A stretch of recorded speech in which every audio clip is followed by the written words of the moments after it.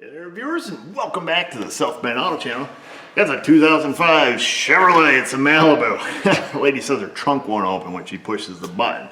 Today's Friday, so I said, why don't we give a free tip Friday? And here's where I'm at. So I've already looked at this guy, and honestly, I almost jumped the gun in the beginning. You push the button on the inside, and you hear the latch clicking. You know, you hear something happens here in the back. I came back with the keyhole up here. Open the trunk, pops open, push the button. You hear the latch trying, and it makes some noise, and you're like, well, it needs a new latch. Let's flush this toilet. But I decided, because it's a good thing to do, just go through and double check it, just test it, make sure. Simple circuit. And we can eliminate a lot because, let's see here. We have a body control module. So when we push the button up there on the driver's door, the body control module says, hey, Eric, push the button. Let's open this latch, wherever that is. Latch is down here. So how does it open the latch once it knows I push the button? It turns this relay on. So the relay, the contacts here close. Boom, boom, boom. Comes down, all the way down here to the latch. And, you know, boom. Last boom, it opens the latch. And that runs on fuse number 22. It's a 10 amp.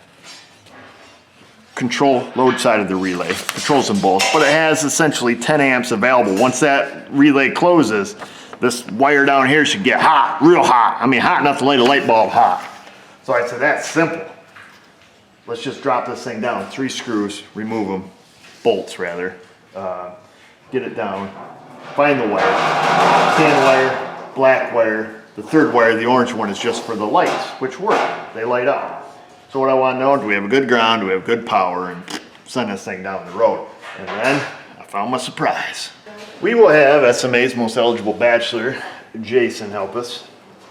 Jay, would you, is the driver's door in this baby open? It is. Yeah. All right, I'm going to trip the latch here, folks. Latch is tripped, just like the trunk is closed. Go ahead and push the button for us, Jay. All right. You see it? Did you hear it? Push it again. So it's trying. You see the little gear mechanism over here on the very end. Go ahead and push it again. That time, if I hold a little tension, she wants to pop. So that just tells us that, you know, the mechanism here is bad. The motor's weak. It doesn't have enough power. That's all it tells us.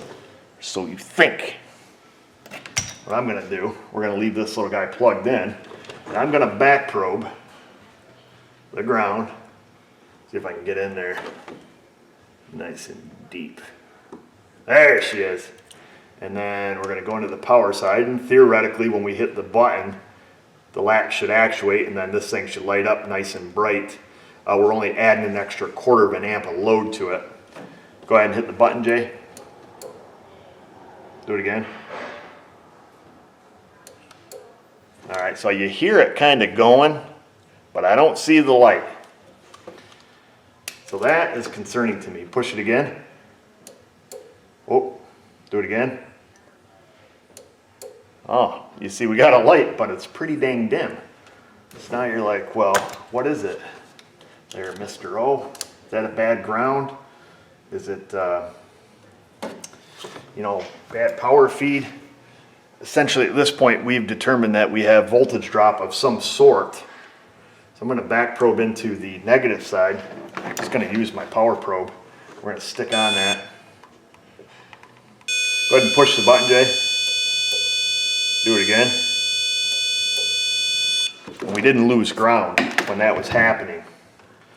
So that's interesting. So it's likely not on the ground side. Push the button. Do it again. So let me clear up my min and max values there just a minute. Okay, do it again. And one more time. So that's jumping up to about 1.3 volts. We don't have enough available voltage. You want to prove it? Stick your power probe on here and whack it. Now the little guy wants to open. So that tells us that we're missing, you know, we're missing our power. We have voltage drop on the power side of the circuit. I didn't latch it all the way, did I? Ding dong. Thanks for helping, Jay. Wow. Push, push, push, push. Put it on there. Boom, she opens. Easy testing, folks. And you know, like I say, you could get burned.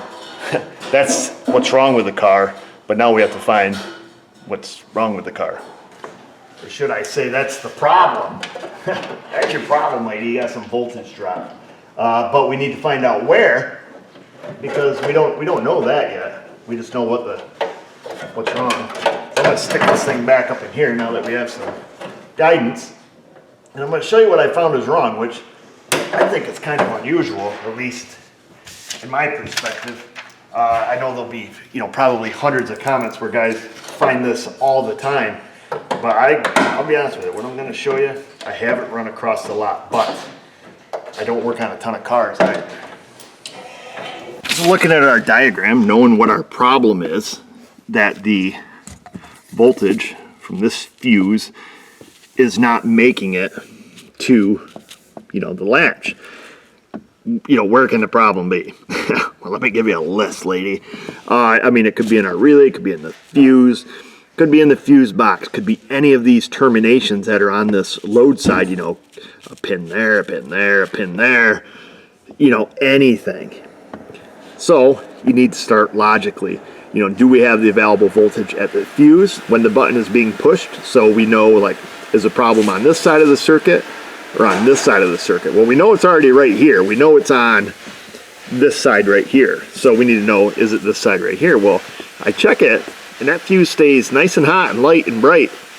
So I said, you know what, let me just pop this relay out, pop in a known good, probably a connection on the fuse box, but lo and behold, it is just a bad relay. So I'm gonna take the relay out just to show you. I mean, it's not all green and crusty, and I didn't really expect to find it. Usually if a relay works, it works, typically. So I got this little used one from upstairs. I'm gonna get the correct one, but we put that one in. I'm gonna hit the button.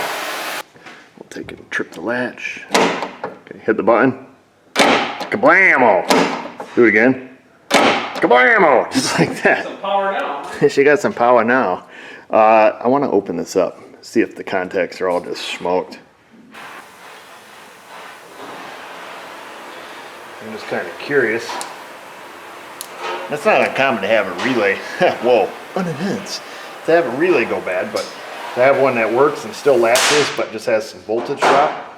I guess I don't run across that too often, to be honest with you.